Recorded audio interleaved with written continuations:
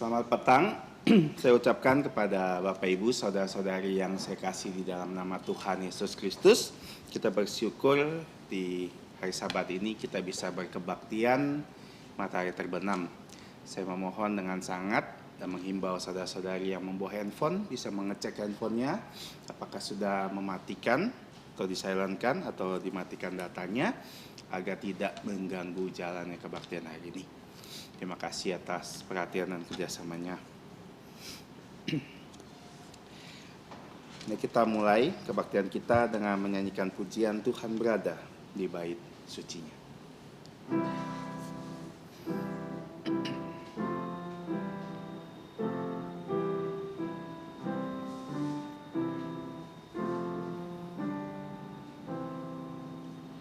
Tuhan berada di bait sucinya, semua orang di hadapan Tuhan sujudlah, berdiam diri, sembah sujud. Amin. Mari kita masuk dalam saat teduh. Dengarlah firman Tuhan dari Mazmur nomor 101 ayat yang pertama. Mazmur Daud. Aku hendak menyanyikan kasih setia dan hukum. Aku hendak bermazmur untukmu, ya Tuhan. Amin. Saat teduh selesai, saya mengundang saudara-saudari untuk bangkit berdiri dan kita memuji Tuhan. Pujian nomor 14. Pujian nomor 14, sungguh besar Kau Allahku. Pujian nomor 14 kita nyanyikan dengan bangkit berdiri.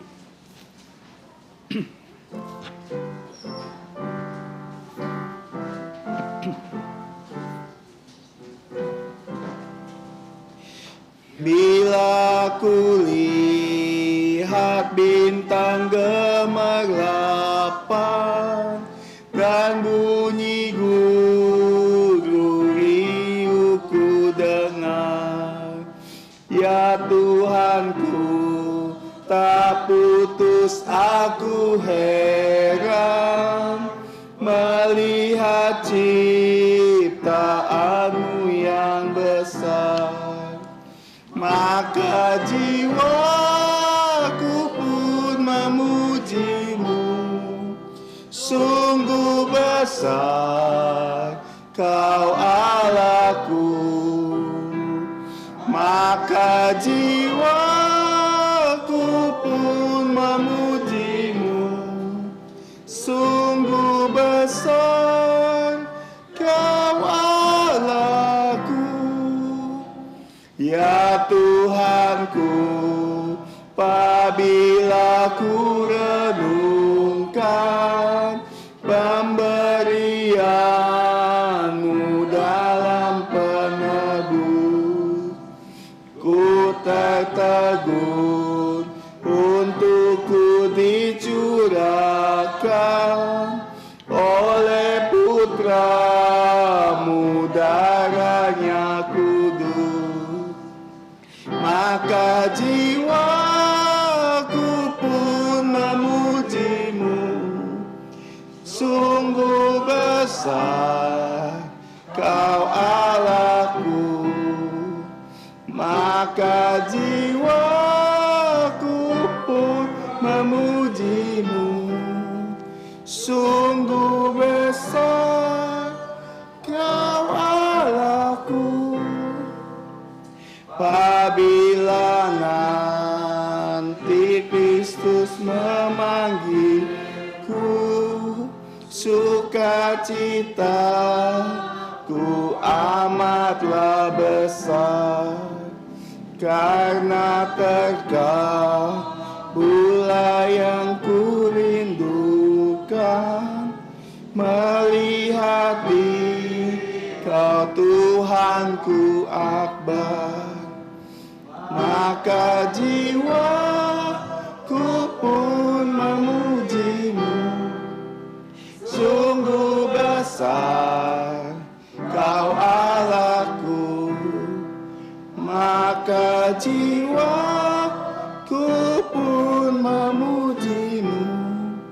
Sungguh besar Kau Allahku. Mari kita tetap berdiri dan kita masuk dalam doa.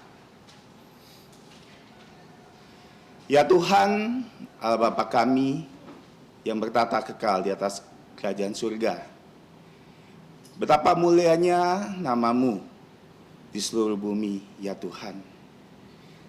Dari mulut bayi-bayi dan anak-anak menyusu, Engkau telah meletakkan dasar kekuatan karena lawan-Mu untuk membungkam musuh dan pendendam. Jika kami melihat langit-Mu, ketika kami melihat buatan jari-Mu, ketika kami melihat bulan dan bintang yang Engkau letakkan, kami sadar apakah kami manusia ya Tuhan, sehingga Engkau mengindahkan kami. Apakah putra manusia, sehingga Engkau mengingat kami. Kami tahu dan sadar kami hanyalah debu, namun kami berharga sebagai biji mata-Mu. Karena Engkau telah mengaruniakan penebus kami, Tuhan kami Yesus Kristus. Kami yang berdosa, Engkau layakkan jadi anak-Mu. Karena Engkau telah mengorbankan putra-Mu, Tuhan Yesus Kristus, di atas kayu salib. Kami bersyukur Bapa untuk kasih-Mu yang besar kepada kami melalui Tuhan Yesus, sehingga kami pada sore hari ini dan setiap hari Sabat kami bisa menikmati indahnya kebersamaan ada di rumah-Mu. Tolong kami semakin mencintai rumah-Mu. Tolong kami semakin mencintai suasana ini, kebaktian ini. Karena kami tahu ini adalah bagaimana kami bisa menyicipi bagaimana surga itu. Tolong kami tetap fokus, pikiran kami dan hati kami tetap fokus untuk datang menyembah Engkau saja. Dan untuk siap ditanamkan oleh firman-Mu yang akan bertumbuh di dalam hati kami. Sehingga melalui buah-buah roh kami bisa tunjukkan kepada orang lain bagaimana kasih Allah nyata di dalam hidup kami. Kami memohon Bapa, kiranya Engkau memberkati kebaktian ini dari awal sampai akhirnya. Dan ajarkan kami menjadi penyembah-penyembah sejati yang menyembah Engkau di dalam roh dan di dalam kebenaran. Ampuni kami akan dosa pelanggaran kami. Kami berdoa dan bersyukur hanya di dalam nama Putra-Mu Tuhan Yesus Kristus yang telah mengajarkan kami doa Bapa kami yang berbunyi. Bapa kami yang di surga, dikuduskanlah nama-Mu, datanglah kerajaan-Mu, jadilah kehendak-Mu di bumi seperti di surga. Berikanlah kami pada hari ini makanan harian kami, dan ampunilah kami akan kesalahan kami, seperti kami juga mengampuni orang yang bersalah kepada kami. Dan janganlah membawa kami ke dalam pencobaan, tapi lepaskanlah kami dari yang jahat. Karena Engkaulah yang punya kerajaan dan kuasa dan kemuliaan sampai selama-lamanya. Amin. Gloria Patria.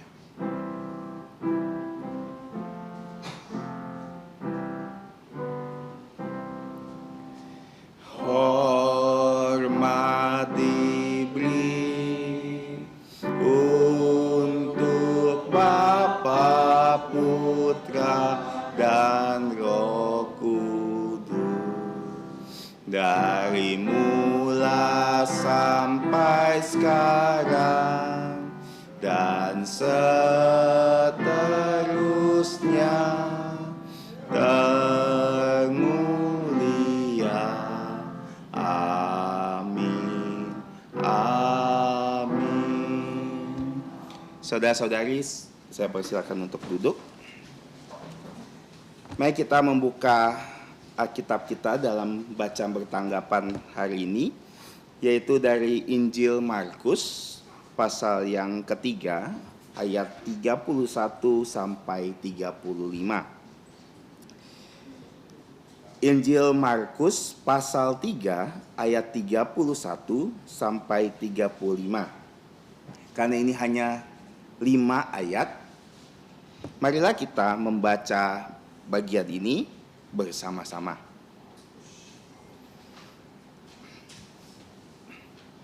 Markus pasal yang ketiga 31 sampai 35.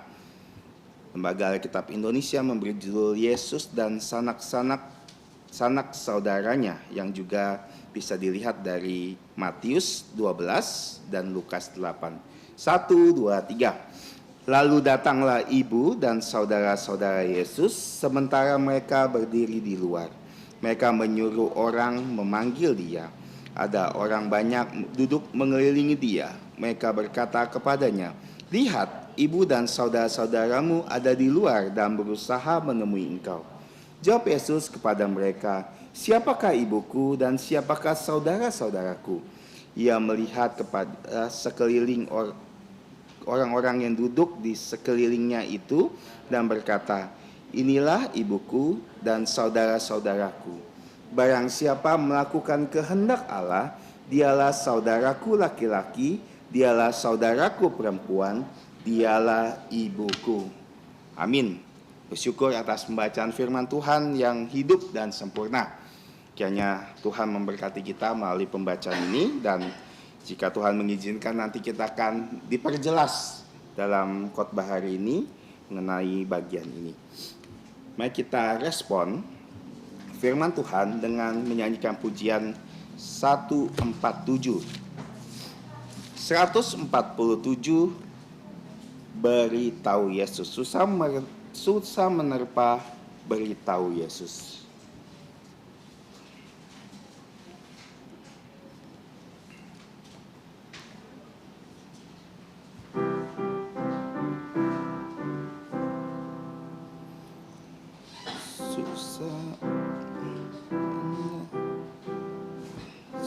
Beritahu Yesus, karena Ia dapat menolongku waktu sengsara.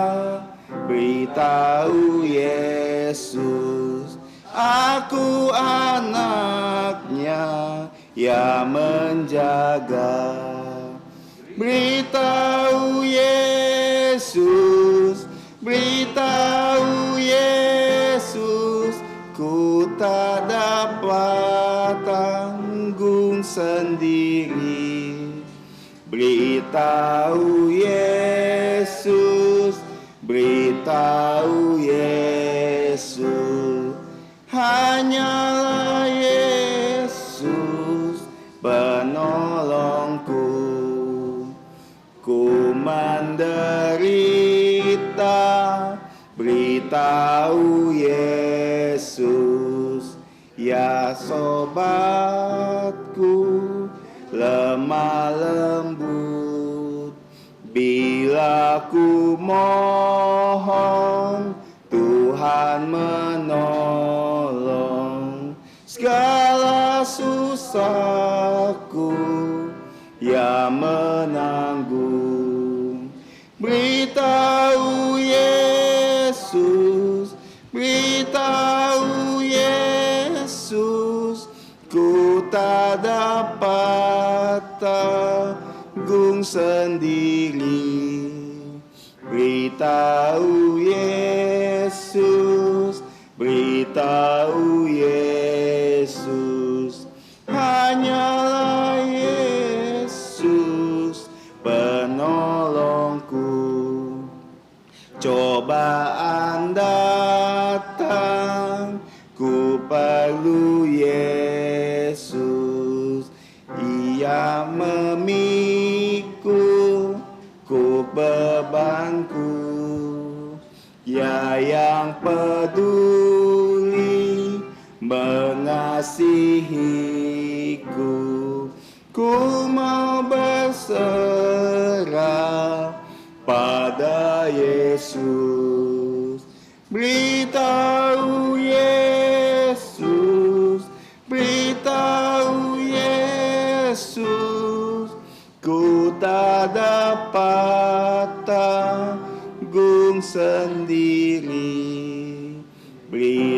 beritahu Yesus, beritahu Yesus, hanyalah Yesus penolongku.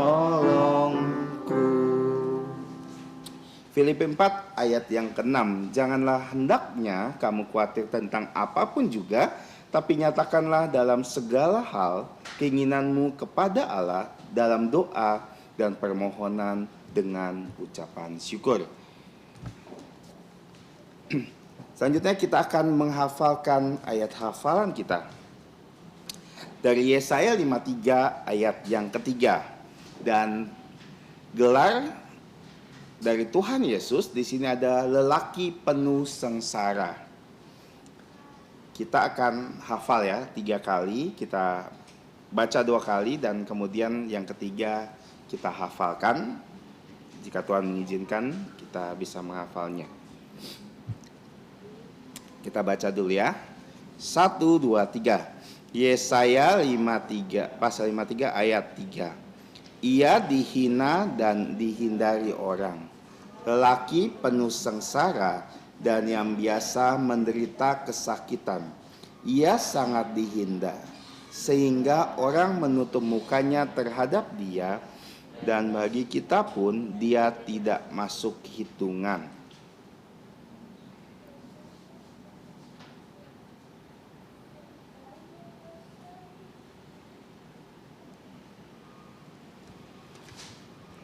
Kita baca sekali lagi, 1, 2, 3. Yesaya pasal 53 ayat 3. Ia dihina dan dihindari orang, lelaki yang penuh sengsara, yang biasa menderita kesakitan. Ia sangat dihina, sehingga orang menutup mukanya terhadap dia, dan bagi kita pun dia tidak masuk hitungan. Kita ambil waktu sejenak untuk menghafalkannya ya.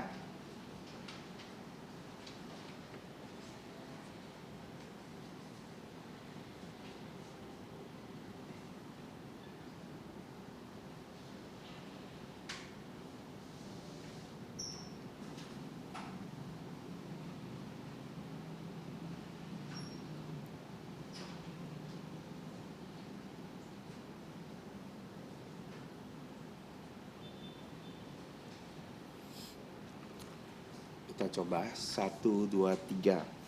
Yesaya pasal 53 ayat 3. Ia dihina dan dihindari orang, lelaki penuh sengsara dan biasa menderita kesakitan. Ia sangat dihina sehingga orang menutup mukanya terhadap dia, dan bagi kita pun dia tidak masuk hitungan. Sekali lagi ya, kita coba ya. 1, 2, 3. Yesaya pasal 53 ayat 3. Ia dihina dan dihindari orang, lelaki penuh sengsara dan yang biasa menderita kesakitan. Ia sangat dihina sehingga orang menutup mukanya terhadap dia, dan bagi kita pun dia tidak masuk hitungan. Amin. Kayaknya kita bisa sungguh-sungguh menghafal dan bisa melihat bagaimana Tuhan kita Yesus Kristus adalah lelaki yang penuh sengsara. Kalau kita merasa hidup kita sengsara, Tuhan Yesus adalah manusia paling sengsara, karena dia tidak ada dosa tapi menanggung dosa kita semua. Dan kiranya kita membawa pulang bulletin ini sehingga kita bisa menghafalnya di rumah. Jadwal pelayanan bulan Mei bisa dilihat. Saudara-saudari harap bisa mempersiapkan diri yang terbaik untuk melayani Tuhan. Dan kota gereja yang pertama, SD Kristen Kalvari membuka lowongan guru kelas, dan kualifikasinya sebagai berikut. Seorang wanita lulusan S1 atau sedang menempuh pendidikan S1 minimal tahun ketiga, dapat berbahasa Mandarin, pengalaman mengajar tidak diutamakan, Dan yang pasti dia harus orang Kristen, orang yang sudah percaya Tuhan Yesus, dan lamaran dapat dibawa ke kantor SD Kristen Kalvari pada hari kerja, dan bisa menghubungi nomor telepon berikut ini 0858 4522 800. Sekali lagi 0858 4522 800. Dan saya melihat tidak ada yang pertama kali hadir, tapi kita bersyukur kita semua bisa hadir. Artinya Tuhan memberkati kita hari ini dan akan terus memberkati kita sepanjang kebaktian ini. Selanjutnya kita akan memberi yang terbaik untuk Tuhan. Kita akan menyembah Tuhan melalui persembahan. Yang akan bertugas adalah saudari Veronica, dan kita akan menyanyikan pujian 52. Pujian 52. Ku berserah pada Yesus.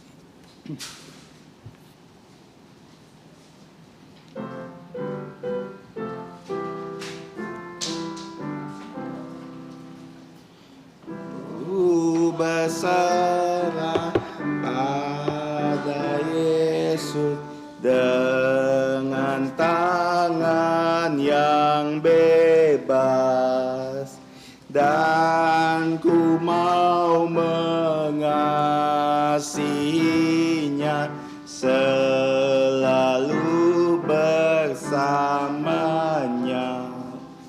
Aku berserah, aku berserah, ku berserah pada Yesus. Aku berserah, ku berserah pada Yesus dengan jantung yang rendah.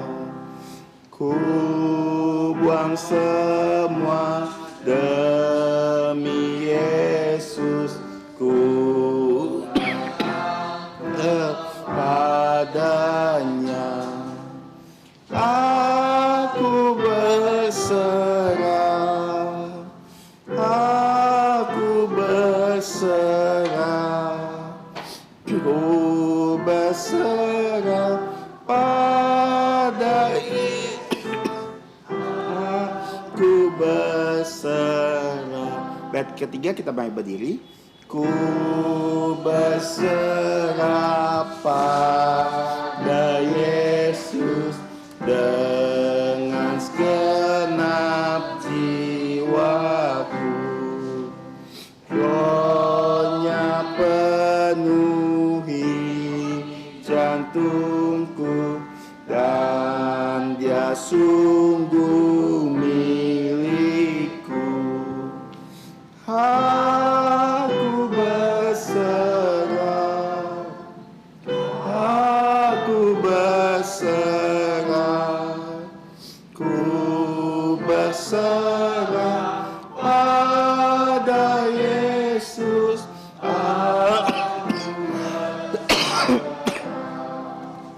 Kita tetap berdiri dan kita menyanyikan doksologi.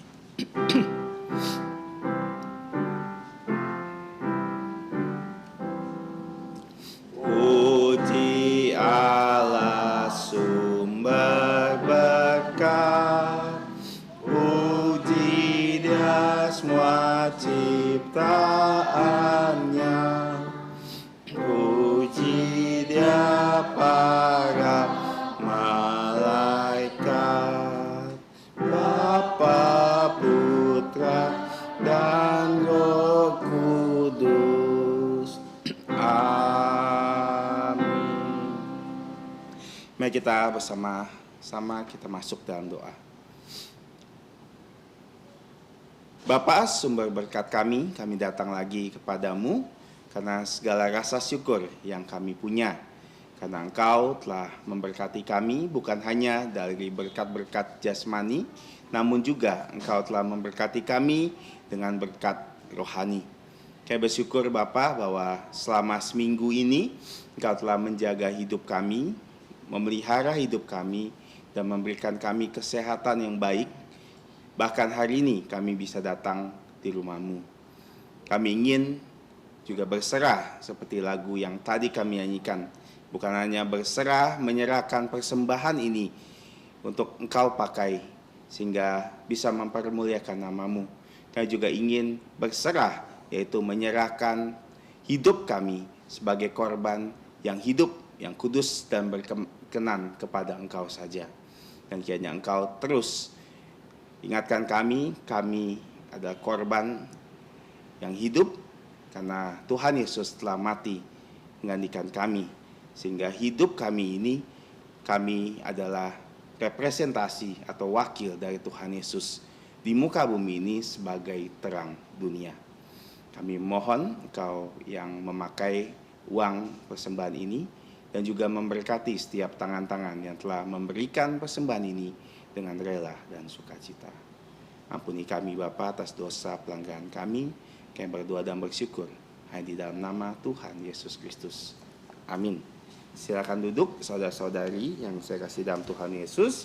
Anak-anak sekolah minggu bisa diizinkan untuk menuju ruang sekolah minggu untuk bersekolah minggu.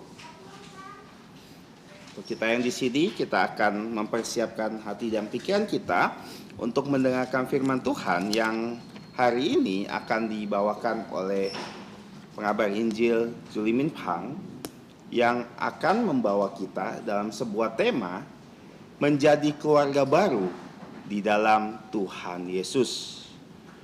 Dan teks yang tadi kita baca akan hambanya jelaskan kepada kita, kiranya kita bisa menjadi tanah yang baik, tanah yang subur sehingga bisa menerima firman Tuhan ini dan bisa berbuah di dalam hidup kita. Kami serahkan waktu dan tempat kepada hambanya. Selamat malam Bapak Ibu, saudara-saudari yang dikasihi Tuhan. Sebelum kita mendengarkan firman Tuhan, saya ingin mengajak saudara membuka satu ayat firman Tuhan yang sebenarnya sudah tadi kita baca, yaitu di Injil Markus pasal 3 ayat yang ke-35. Saya akan membaca ulang supaya kita betul-betul paham akan ayat ini.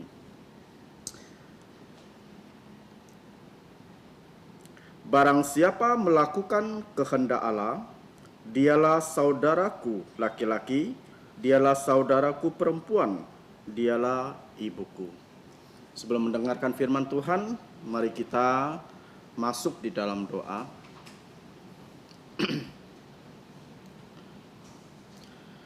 Allah Bapa yang bertata di dalam kerajaan sorga, Bapa yang mengasihi kami melalui putra-Mu, Tuhan kami Yesus Kristus. Kami mau mengucap syukur dan terima kasih atas penyertaan-Mu. Sepanjang hari kami dapat melayani Engkau. Bahkan sampai pada matahari terbenam ini, kami diperkenankan melayani Engkau. Bapa di surga, mengucap syukur, Engkau juga membawa saudara-saudari yang datang dari berbagai tempat menuju ke tempat ini untuk menyembah Engkau di dalam roh dan kebenaran.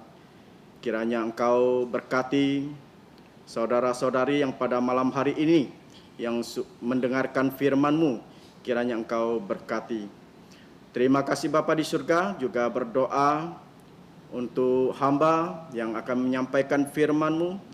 Hamba tahu bahwa hamba adalah orang yang terbatas, tetapi hamba percaya Engkau pasti akan memberikan kemampuan agar dapat menyampaikan kebenaran firman-Mu dengan baik. Ampuni segala dosa dan pelanggaran kami, hanya dalam nama Tuhan Yesus kami berdoa. Amin. Selamat malam Bapak Ibu saudara-saudari yang dikasihi Tuhan. Mengucap syukur bahwa kembali pada malam hari ini kita dapat belajar dari Injil Markus. Minggu yang lalu kita sudah belajar dari Injil Markus pasal yang ketiga, ayat yang ke-20 sampai dengan 30. Dan pada malam hari ini kita belajar dari ayat yang ke-31 sampai dengan 35 di mana Lembaga Alkitab Indonesia memberi tema Yesus dan sanak saudaranya. Kalau kita melihat ya perikop ini ditempatkan persis setelah kisah Yesus dan Beelzebul yang minggu lalu sudah kita pelajari ya. Artinya kisah tentang ibu dan saudara-saudara Yesus ya ditempatkan setelah Yesus secara berturut-turut ya terlibat di dalam perselisihan dengan orang-orang Farisi dan juga ahli-ahli Taurat. Seperti yang kita ketahui ya, bahwa pelayanan Tuhan Yesus selalu membuat orang-orang itu menjadi takjub, selalu membuat orang-orang itu menjadi kagum atas segala perbuatan Tuhan Yesus. Baik itu pengajaran-pengajaran Tuhan Yesus ataupun juga mujizat-mujizat yang telah Tuhan Yesus lakukan. Tentunya hal ini ya membuat Tuhan Yesus semakin hari semakin terkenal, bahkan terkenal sampai di mana-mana. Nah, di sampingnya membuat orang-orang takjub juga ya ada sekelompok orang yang tidak senang akan Tuhan Yesus, yang membenci Tuhan Yesus. Ya, nah, kalau kita membaca di 4 Injil, kita pasti akan menemukan orang-orang atau kelompok-kelompok yang demikian. Siapakah mereka itu? Mereka itu adalah orang-orang Farisi, ya, ahli-ahli Taurat. Mereka itu selalu ya mengintai, mengawasi ya, selalu mencari kesalahan-kesalahan dari Tuhan Yesus. Seperti yang sudah kita pelajari di mana peristiwa di mana Yesus ya dianggap menghujat Allah. Ini bisa kita baca ulang di Injil Markus pasal yang kedua ayat 7. Nah, bahkan ya Tuhan Yesus juga dianggap melanggar hukum orang Yahudi. Coba kita bayangkan. Juga peristiwa ketika Yesus dan para murid tidak berpuasa, sedangkan orang-orang lain itu berpuasa. Hal ini terdapat di Markus pasal 2 ayat 18 sampai 22. Juga pada saat murid-murid Tuhan Yesus ya melanggar hukum Sabat dengan memetik gandum di hari Sabat. Yang terdapat di Markus pasal 2 ayat 23 sampai dengan 28. Bahkan kalau kita melihat saat Yesus menyembuhkan orang pada hari Sabat juga.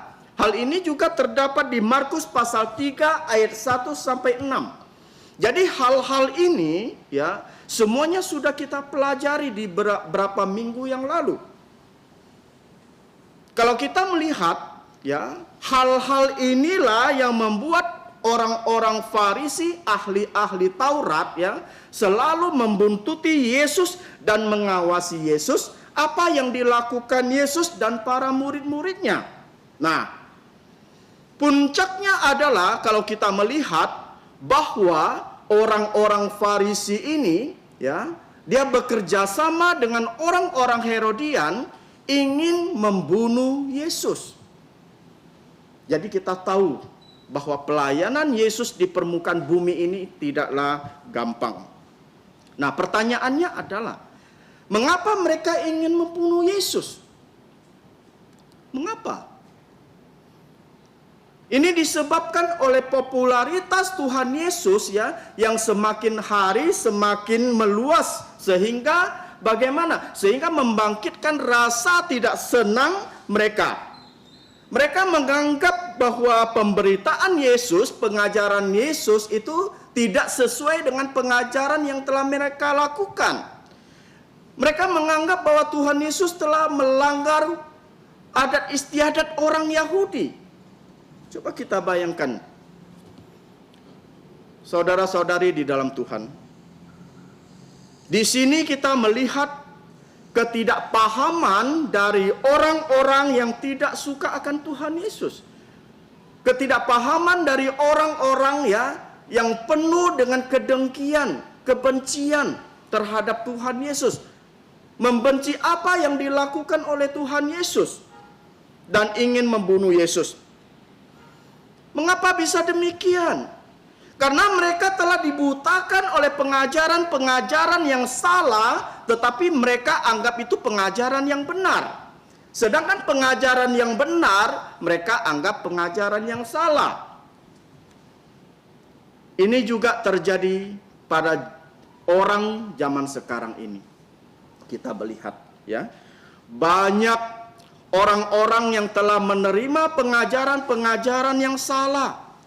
Tetapi lucunya mereka anggap pengajaran mereka itu benar. Sedangkan pengajaran-pengajaran yang benar, mereka itu anggap tidak benar atau salah. Oleh karena itulah ya, kita sebagai orang percaya, kita harus memahami betul. Kita harus tahu di manakah pengajaran yang benar dan di manakah pengajaran yang tidak benar. Di manakah pengajaran yang sesuai dengan firman Tuhan dan juga tidak sesuai dengan firman Tuhan. Jadi kita harus ya memahaminya dengan baik. Jadi ketika ketidakpahaman dari orang-orang tersebut, kalau kita melihat tampak ya pada saat mereka mengatakan bahwa Yesus itu kerasukan Beelzebul. Ya. Bahkan yang lebih parahnya lagi ahli-ahli Taurat ya, ahli-ahli Taurat itu datang dari Yerusalem, dari pusat loh, dari Yerusalem datang untuk memantau Tuhan Yesus. Bahkan mengatakan menuduh Yesus mengusir setan dengan apa? Penghulu setan. Coba kita bayangkan hal yang demikian ya, yang sungguh tidak benar. Disinilah kita bisa melihat pelayanan Tuhan Yesus itu tidaklah mudah.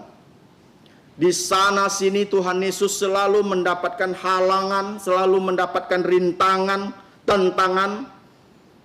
Tidak hanya datang dari orang-orang yang membenci Dia, tidak datang hanya dari orang-orang Yahudi, dari orang-orang Farisi, orang-orang Saduki, imam-imam kepala ahli-ahli Taurat. Bahkan tentangan tersebut datangnya dari keluarganya sendiri. Coba bayangkan, ya. Hal ini juga terjadi pada zaman sekarang kalau kita melihat, ya. Saya pernah menyaksikan, ya, ada seorang ya anak, dia percaya Yesus. Dia rajin ke gereja. Tetapi di dalam keluarganya itu, ya, orang tuanya, papa mamanya itu tidak percaya Yesus. Apa yang terjadi? Orang tuanya itu menghalang-halangi anaknya untuk percaya Yesus. Orang tuanya melarang anaknya itu untuk setiap minggu datang berkebaktian di gereja. Coba kamu bayangkan, kita bayangkan saudara sekalian. Orang tua model apa orang begitu? Ya, menghalang-halangi anaknya untuk dekat kepada Tuhan. Hal inilah yang bisa disamakan ya dengan bagaimana dengan orang-orang Farisi, dengan orang-orang Saduki, ahli-ahli Taurat. Mereka menentang kebenaran. Mereka menganggap bahwa pengajaran mereka itu yang paling benar. Gereja-gereja zaman sekarang juga begitu, saudaraku sekalian.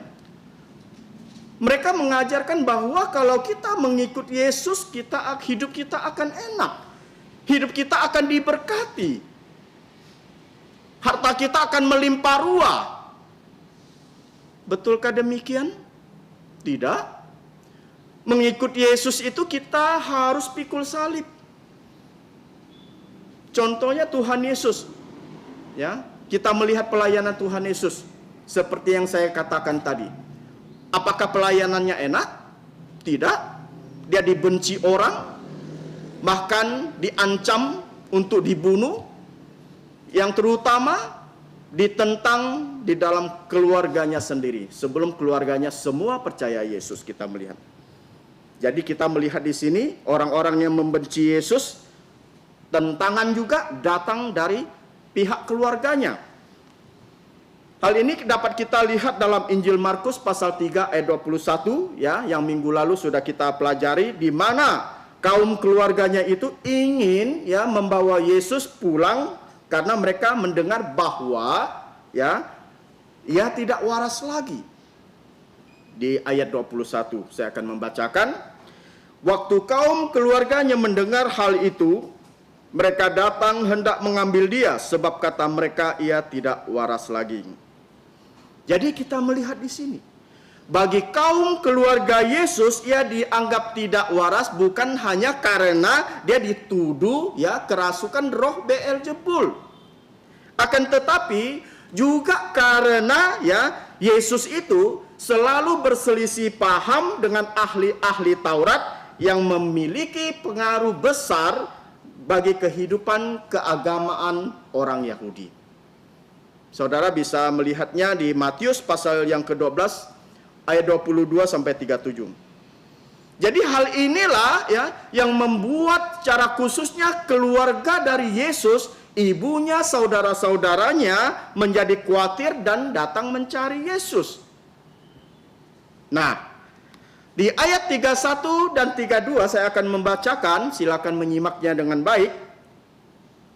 Lalu datanglah ibu dan saudara-saudara Yesus. Sementara mereka berdiri di luar, mereka menyuruh orang memanggil dia. Ada orang banyak duduk mengelilingi dia. Mereka berkata kepadanya, "Lihat, ibu dan saudara-saudaramu ada di luar dan berusaha menemui engkau." Jadi di sini kita bisa melihat ya, ibu dan saudara-saudara Yesus datang ke tempat di mana Tuhan Yesus itu sedang mengajar, ya. Bahkan dikatakan dikelilingi oleh orang banyak. Namun ibu dan saudara-saudara Yesus hanya berdiri di luar, ya. Jadi mereka itu hanya menyuruh orang memanggil Yesus. Tujuannya apa?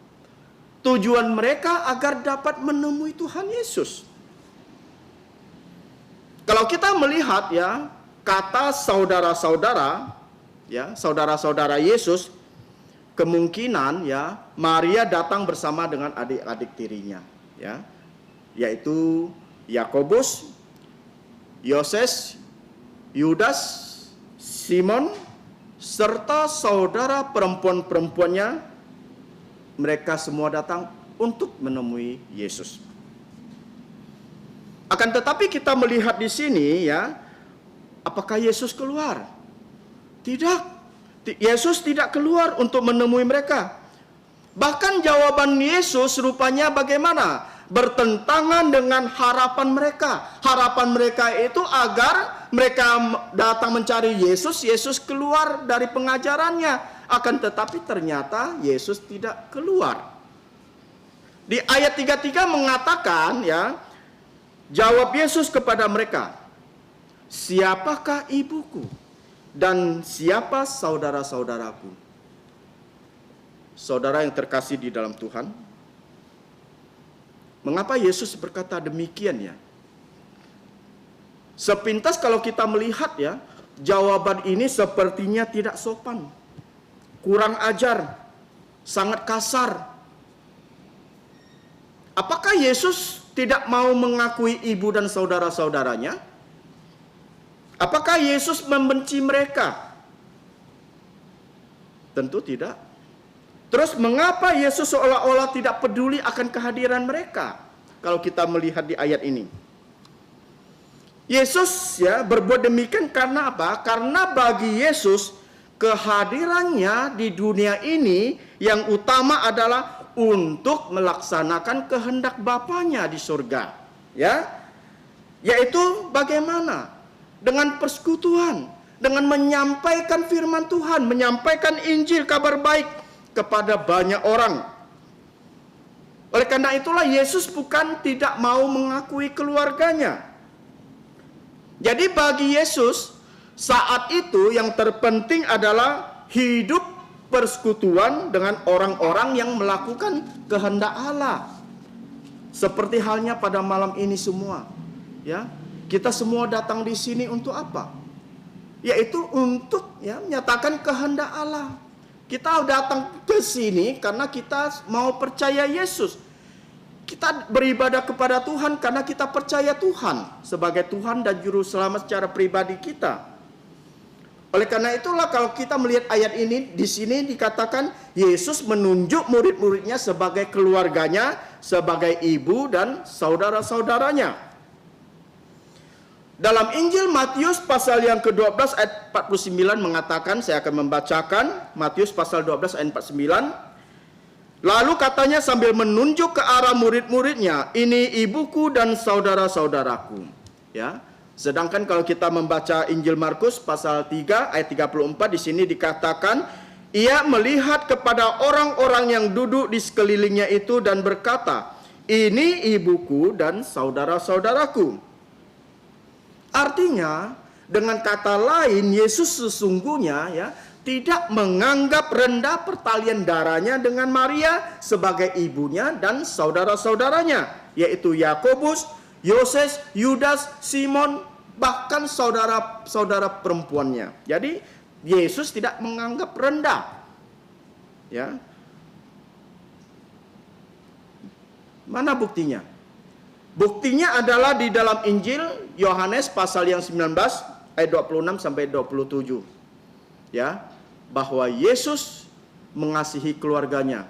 Yesus mengasihi ibunya. Saya akan membacakan di sini di mana Yesus yang menyerahkan tanggung jawab pemeliharaan ibunya kepada Yohanes. Yohanes pasal 19 ayat 26 sampai 27. Ketika Yesus melihat ibunya dan murid yang dikasihinya di sampingnya, berkatalah ia kepadanya, "Ibu, inilah anakmu." Kemudian katanya kepada muridnya, "Inilah ibumu." Dan sejak saat itu murid itu menerima dia di dalam rumahnya. Nah, kita melihat di sini jelas Tuhan Yesus tidak menyampingkan keluarganya. Tuhan Yesus menghormati ibunya. Tuhan Yesus mengasihi ibu dan saudara-saudaranya, ya. Nah, akan tetapi mengapa saat itu Tuhan Yesus tidak mau diganggu oleh keluarganya, ya? Coba seandainya kalau pada saat itu Tuhan Yesus lagi mengajar, ya, tiba-tiba keluarganya datang mencari dia, ya, dan Yesus keluar untuk menemui mereka, apa yang terjadi? Otomatis pengajarannya itu akan menjadi tertunda, akan menjadi kacau. Oleh karena apa? Oleh karena ingin menuruti keluarganya yang belum bisa mengerti kehendak Bapa di dalam hidupnya. Hal itulah yang terjadi. Oleh karena itulah Tuhan Yesus belum ingin keluar, belum ingin memenuhi panggilan keluarganya di luar sampai bagaimana? Sampai pada pengajarannya itu selesai. Baru mungkin Yesus akan keluar. Nah, jadi kita lihat di sini Yesus lebih mementingkan hidup di dalam persekutuan bersama dengan mereka yang senantiasa melakukan kehendak Allah. Ya. Oleh karena itulah Yesus dengan tegas dia berkata di ayat 35 saya akan membacakan, "Barang siapa melakukan kehendak Allah, dialah saudaraku laki-laki, dialah saudaraku perempuan, dialah ibuku."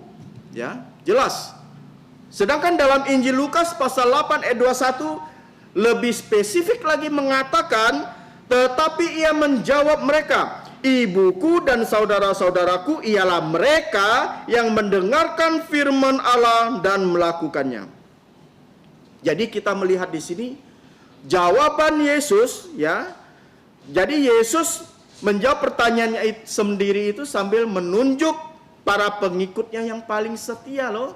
Siapa? Murid-muridnya, Nah, dan kita juga tahu pada akhirnya nanti keluarga Yesus semuanya percaya Yesus.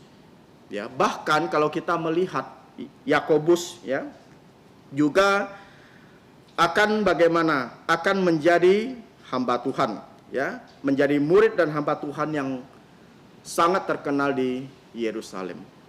Jadi kita bisa melihat, saudaraku di dalam Tuhan, apa yang bisa kita pelajari firman Tuhan pada malam hari ini? Yaitu bahwa tujuan Yesus datang ke dalam dunia ini untuk apa? Adalah untuk melakukan kehendak Bapa di surga. Walaupun ia mendapatkan begitu banyak halangan rintangan, banyak mendapatkan penolakan, kritikan, kebencian, bahkan ancaman pembunuhan, dan juga dari keluarganya sendiri. Kita melihat bahkan tantangan anggota keluarga tidak membuat Yesus itu bagaimana? Mundur.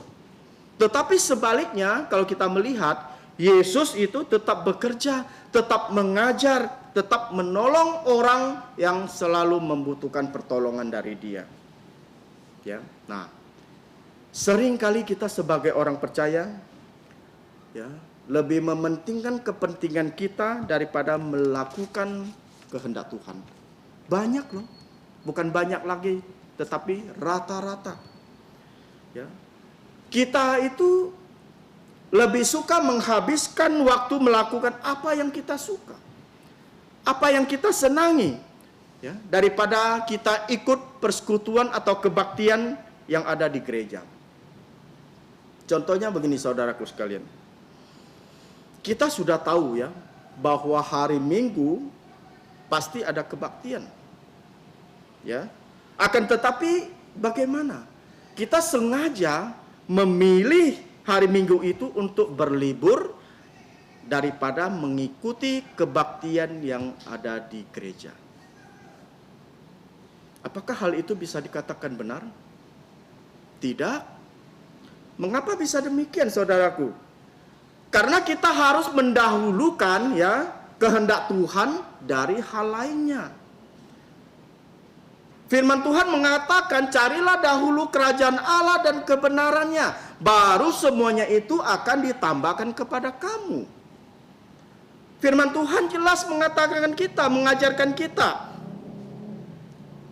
yang terpenting kita mendahulukan Tuhan terlebih dahulu, mengikuti kebaktian terlebih dahulu, daripada hal-hal yang lainnya. Jadi kita melihat seringkali manusia menjalani hari hidupnya itu dengan bagaimana? Dengan sesuatu yang menurutnya itu dianggap benar, padahal apa yang terjadi belum tentu benar. Nah, jadi hari-hari hidupnya itu dilewati begitu saja, tanpa memiliki arti apa-apa, sia-sia. Orang-orang yang demikian adalah orang-orang yang hidup di dalam daging, bukan hidup di dalam roh. Karena mereka bagaimana mengutamakan hal yang salah. Kita tahu bahwa orang-orang di dunia ini lebih mengutamakan kedagingan daripada kerohanian. Itu mutlak nyata di dalam kehidupan kita. Jadi mereka itu tidak mengutamakan Tuhan di dalam kehidupan mereka. Akan tetapi yang mereka utamakan itu apa? Adalah kesenangan pribadi, bukan untuk menyenangkan Tuhan. Seharusnya kita hidup di dalam dunia ini untuk menyenangkan Tuhan, itu yang utama, bukan terbalik. Ini kita lihat sekarang, zaman sekarang, manusia lebih banyak menyenangkan pribadi mereka, menyenangkan sendiri daripada menyenangkan Tuhan. Hal ini sangat berbahaya untuk kerohanian kita. Kita harus waspada, berhati-hati Nah, jadi sekarang saya ingin bertanya kepada saudara sekalian, bagaimana dengan prioritas kita sekarang pada malam ini? Apa prioritas saudara dalam mengikut Tuhan? Apa? Apakah saudara lebih mementingkan keinginan daging daripada keinginan roh? Kita harus ingat bahwa mementingkan keinginan daging sifatnya itu hanya sementara saja. Jangan kamu bayangkan itu hidup selama-lamanya, tetapi tidak sementara saja keinginan daging tersebut. Akan tetapi kalau kita lebih mementingkan keinginan roh, ya, itu bisa bagaimana? Membawa kita pada kehidupan yang kekal. Hidup selama-lamanya bersama Tuhan Yesus di surga. Ya. Nah, jadi dengan melakukan apa yang Allah kehendaki, apa yang Allah kehendaki dari kita, yang itu agar kita taat mendengarkan firman dan dapat melayani Dia. Itulah syaratnya untuk menjadi keluarga Allah. Gampang, tidak susah, ya. Saudara-saudari di dalam Tuhan, kita melihat keluarga yang sejati bukan semata-mata terletak pada hubungan, ya, pertalian darah dan daging seseorang saja, bukan. Mengapa bisa demikian? Karena hubungan darah dan kekerabatan yang ada di dunia ini bisa terputus dan sifatnya itu hanya sementara saja, tidak kekal. Seperti halnya kita melihat di sini, keinginan ibu Tuhan Yesus beserta saudara-saudaranya untuk bertemu anaknya yang adalah bagaimana? Wajar menurut saya orang tua ingin menemui anaknya, ya, karena keluarga. Akan tetapi di sini Tuhan Yesus ingin mengajarkan kepada kita, tujuan utama manusia bukanlah mengikuti kehendak jasmani, ya, melainkan rohani. Yesus ingin memperkenalkan kita kepada suatu bentuk kekeluargaan dan persaudaraan yang baru, yang kekal untuk selama-lamanya. Bukan bentuk persaudaraan yang ada di dunia ini, tetapi kekeluargaan dan persaudaraan yang baru di dalam Tuhan Yesus Kristus. Artinya apa? Artinya kekeluargaan kita bukan lagi berdasarkan hubungan darah. Ya, ingat baik-baik, bukan berdasarkan hubungan darah, suku atau marga, tetapi oleh darah Yesus sendiri. Yaitu dengan bagaimana? Dengan kita percaya kepadanya, kita menerimanya sebagai Tuhan dan Juru Selamat secara pribadi, maka kita akan menjadi keluarga yang baru di dalam Tuhan Yesus dan kita akan disebut anak-anak Allah. Inilah hal yang paling berbahagia. Oleh karena itulah kita hidup di dalam dunia ini jangan mencari kesenangan pribadi. Kita harus mengutamakan kerohanian, keluarga rohani, keluarga bersama Allah. Pantas tidak kita ini disebut dengan anak-anak Allah kalau perilaku kita tidak mencerminkan sebagai orang-orang percaya? Tidak pantas. Akan tetapi kalau kita, ya, mau menerima Yesus sebagai Tuhan dan Juru Selamat secara pribadi, kita tidak dibatasi oleh darah persaudaraan yang ada di dunia ini. Tetapi kita akan dipersatukan oleh darah Yesus Kristus. Itulah yang utama. Injil Yohanes pasal 1 ayat 12 mengatakan, saya akan membacakan, tetapi semua orang yang menerimanya diberinya kuasa supaya menjadi anak-anak Allah, yaitu mereka yang percaya dalam namanya.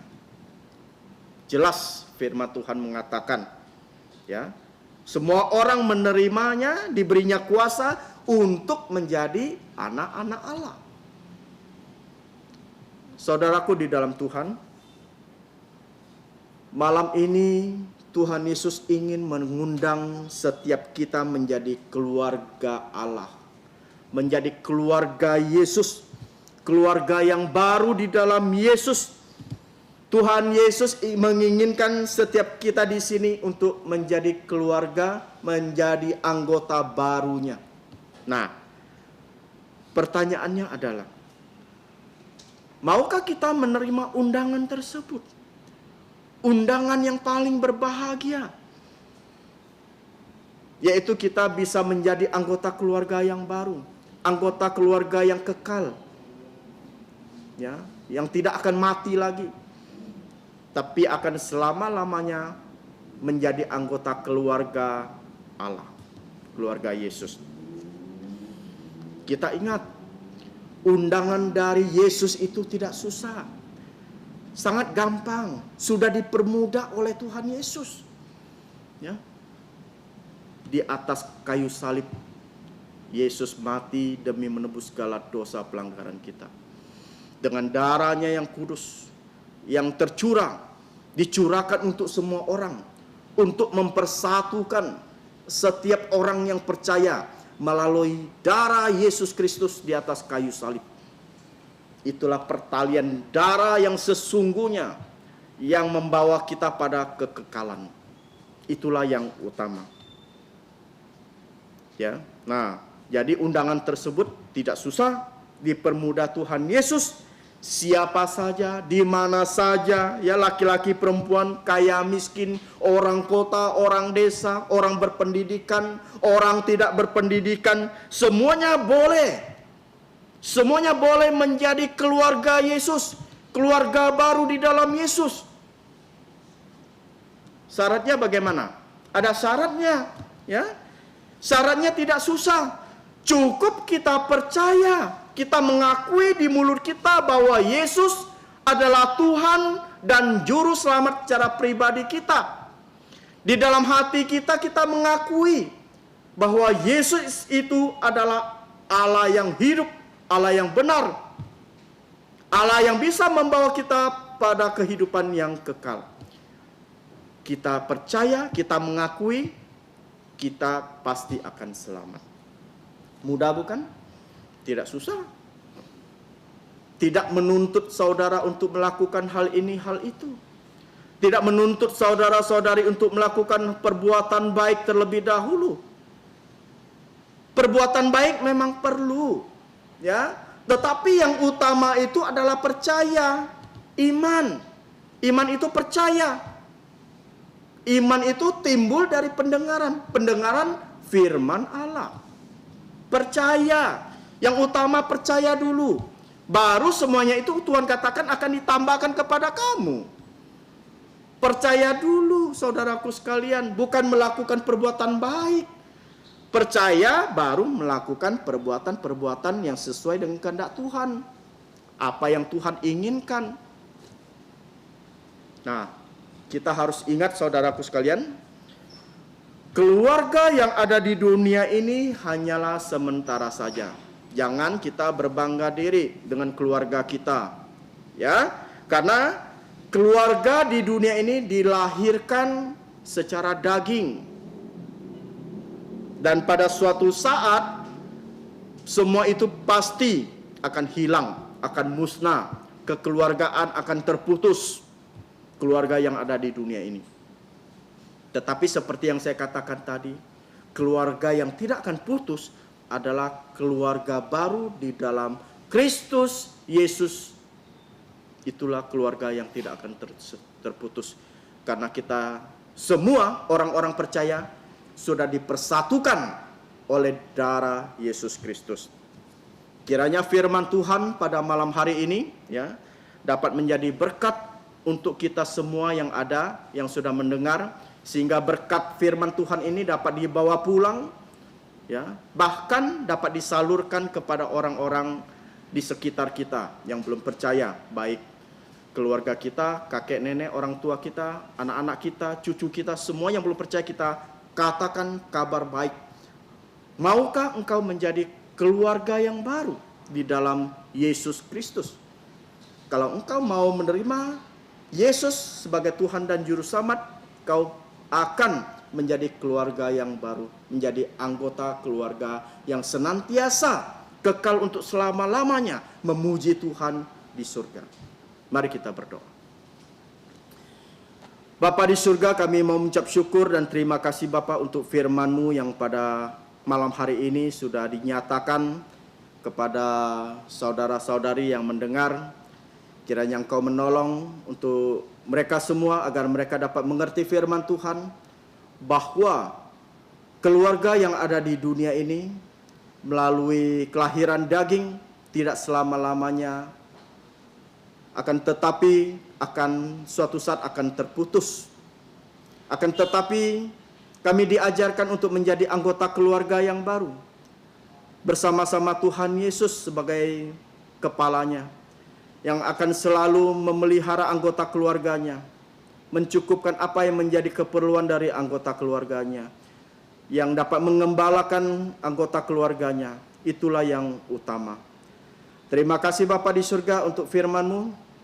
Kiranya firman-Mu dapat terukir indah dalam lubuk jantung mereka, sehingga mereka dapat menjadi berkat untuk mereka semua. Ampuni segala dosa pelanggaran kami. Hanya dalam nama Tuhan Yesus kami berdoa. Amin.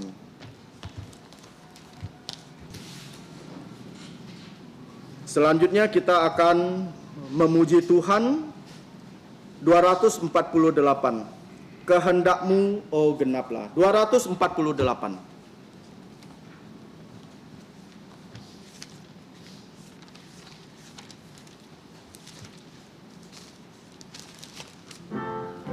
Saudara-saudari dipersilakan bangkit berdiri.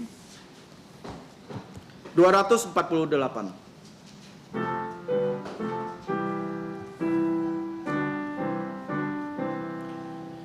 Kehendak-Mu, oh genapkanlah, ku tanah liat kau penjunan.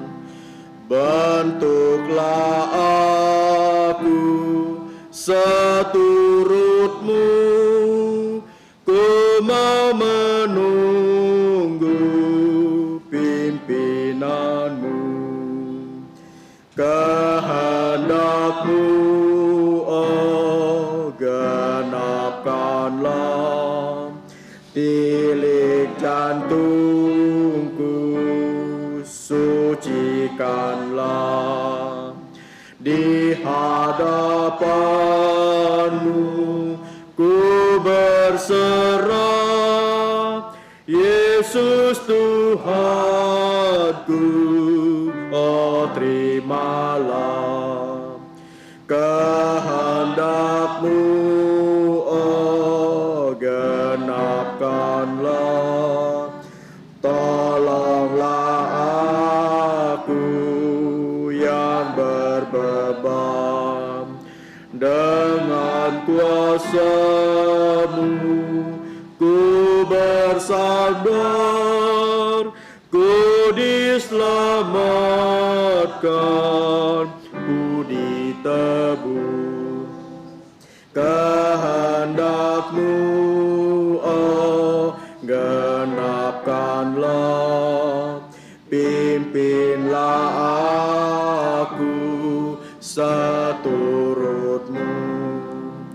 Penuhi aku dengan Roh-Mu, tinggallah selalu sehantungku.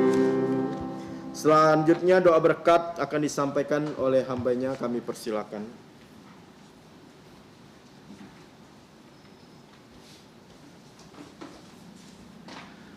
Mari saudara-saudari dalam Tuhan Yesus, kita bersatu dalam doa penutup. Allah Bapa kami yang bertahta kekal di atas puji-pujian dari para malaikat, bahkan bertahta kekal di atas puji-pujian dari semua anak-anak-Mu yang sudah Engkau beli dengan lunas di dalam darah Yesus. Ya Bapa, kami mengucap terima kasih di penghujung kebaktian ini, karena sejak tadi pagi Engkau mengizinkan kami untuk bertemu di rumah-Mu, untuk memuji Engkau, bahkan mendengarkan perintah-Mu. Ya Bapa, sebentar lagi kami akan pulang ke rumah kami masing-masing. Kami sekali lagi berterima kasih untuk kebaktian matahari terbenam, di mana Bapa, kami dapat memuji, meninggikan nama Engkau melalui nama Tuhan Yesus Kristus. Sungguh suatu berkat rohani yang bukan hanya menakjubkan kami, tetapi menguatkan kehidupan kami, supaya setiap langkah yang kami lakukan akan selalu Engkau pimpin melalui Roh-Mu yang kudus, supaya semua yang kami lakukan sesuai dengan firman-Mu semata-mata. Ya Bapa, kami mengucap syukur untuk kebaktian matahari terbenam. Khususnya pada hari ini, kami juga memperingati Hari Ibu secara internasional. Kami percaya ya Bapa, Engkau akan memberkati ibu-ibu yang sudah datang dalam kebaktian ini, baik melalui kebaktian secara tatap muka langsung atau ibu-ibu yang mengikuti kebaktian ini melalui sarana internet. Kiranya semua ibu Engkau berkati dan mereka bisa menjadi ibu yang baik seperti Maria yang dengan sabar dia mendidik anak-anaknya supaya mereka semua bisa percaya Yesus dengan mereka bertemu Yesus yang sudah bangkit dari kematian. Ya Bapak, kami sebentar lagi akan balik ke rumah kami masing-masing, bahkan kami akan Engkau kembalikan ke tugas kami masing-masing. Ada yang sebagai pelajar, berikanlah hikmat untuk menjadi pelajar yang baik sehingga nama Engkau dimuliakan. Ibu rumah tangga dan juga pekerja, bahkan pelayanmu yang memberitakan Injil, memberitakan firman-Mu, agar kehidupan kami semua adalah sebagai garam dunia dan terang dunia yang menyaksikan Tuhan Yesus, agar semua orang dapat percaya Tuhan Yesus dan tidak binasa. Kami percaya ya Bapa, Engkau akan menolong kami bukan hanya sebagai anak-anak-Mu, tetapi juga sebagai utusan-Mu yang menjadi pengabar-pengabar Injil, saksi-saksi Tuhan Yesus di akhir zaman ini. Karena Tuhan Yesus akan segera datang sebagai Raja segala Raja dan Tuhan dari segala Tuhan. Kami mengucap syukur ya Bapa, karena Engkaulah yang paling kami puji dan tinggikan, sebab Engkau memiliki bukan hanya kerajaan, tapi kuasa, bahkan kemuliaan sampai selama-lamanya. Di dalam nama Tuhan Yesus, kami berdoa dan berterima kasih. Amin. Amin. Amin. Amin. Amin. Silakan duduk, doa teduh. Tuhanmu memberkatimu dan melindungi. 424.